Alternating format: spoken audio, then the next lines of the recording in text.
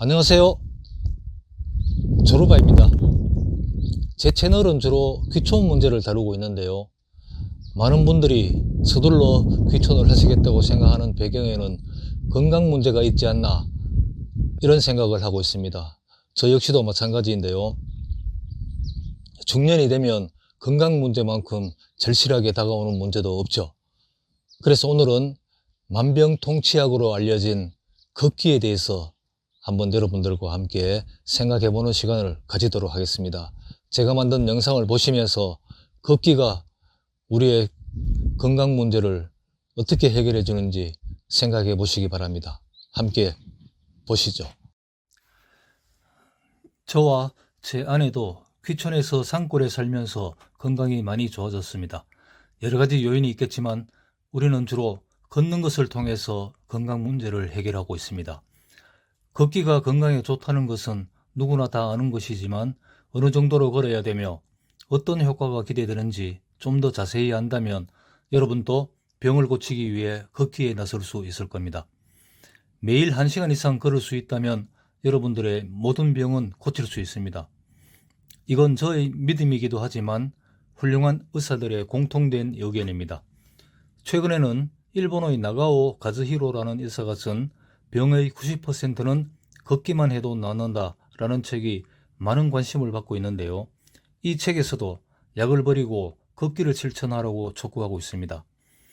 병이 낫기 위해서는 약이나 어떤 행위가 어떤 효과를 낼 것인지 알고 기대하는 것이 필요합니다.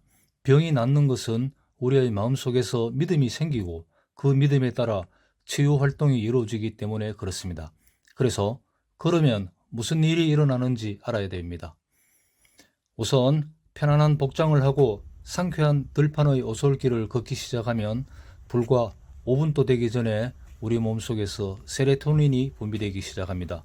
15분, 30분에 이르면 피크에 도달합니다. 세로토닌은 행복 호르몬으로 알려져 있는데요. 세로토닌은 위장관, 혈소판, 중추신경계의 신경 전달 물질로 기분을 조절하고 식욕과 수면, 근수축, 사고 기능에 관여합니다. 이게 부족하면 우울증과 불안증이 생기고 식욕 조절도 어렵고 잠을 잘 자기도 힘듭니다. 집중력도 떨어지고 창의성도 떨어지죠. 굉장히 중요한 물질이지만 걷기만 하면 펑펑 솟아나옵니다.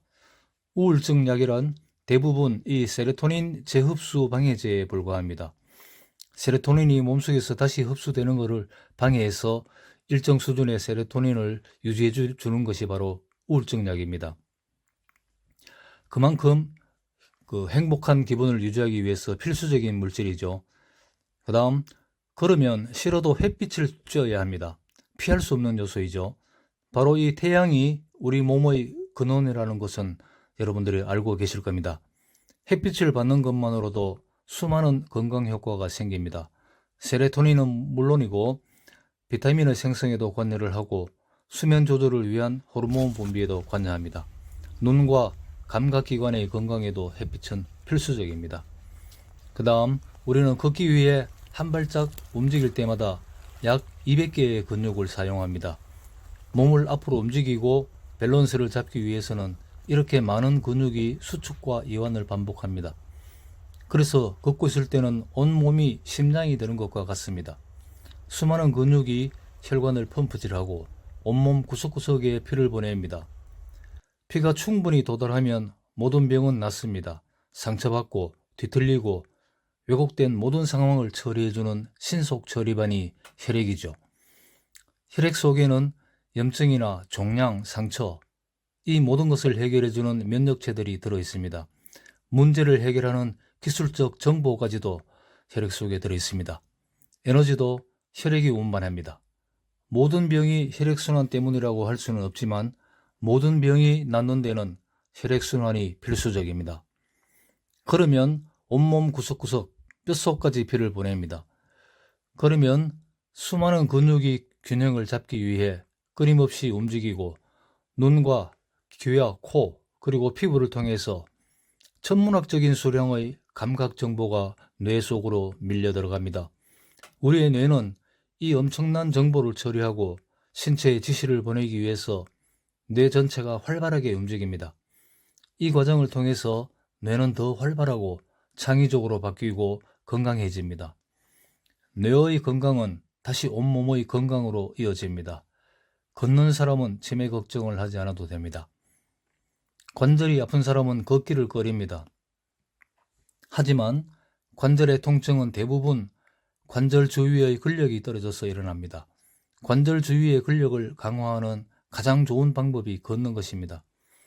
어떻게든 걷다 보면 관절의 통증도 사라집니다. 저도 한동안 의자에 앉아서 하는 작업을 많이 했었는데요. 그때 고관절 통증을 느끼게 되었고 즉시 걷기를 다시 시작하고 이내 낫는 것을 경험한 적이 있습니다. 아파도 걸어야 낫습니다. 이처럼 걷기에 맞먹는 효과를 알약으로 얻으려면 매일 알약 한 포대를 먹어도 불가능할 겁니다. 알약을 버리고 즉시 걷기를 실천해 보시기 바랍니다. 그렇다면 어떻게 걸어야 될까요? 수만 년 전의 인류는 80세, 90세가 되었어도 완벽한 몸 상태를 유지하고 있었다는 연구 보고서를 본 적이 있습니다. 그때의 사람들은 걷는 것이 일과의 대부분을 차지하고 있었죠. 우리도 그렇게 걸으면 건강에는 좋을 겁니다. 그렇지만 현대사회에서 그런 식으로 살아가기는 힘듭니다. 매일 1시간 이상 걸으면 충분히 효과를 본다는 것이 학자들의 공통된 의견인 것 같습니다. 저는 매일 1시간 반 정도 걷습니다. 걷는 방법에 대해서도 많은 이야기가 있지만 허리를 쭉 펴고 상쾌하게 걸으면 된다고 생각합니다. 너무 따지면 부담스럽습니다. 여러분, 건강하시기 바랍니다.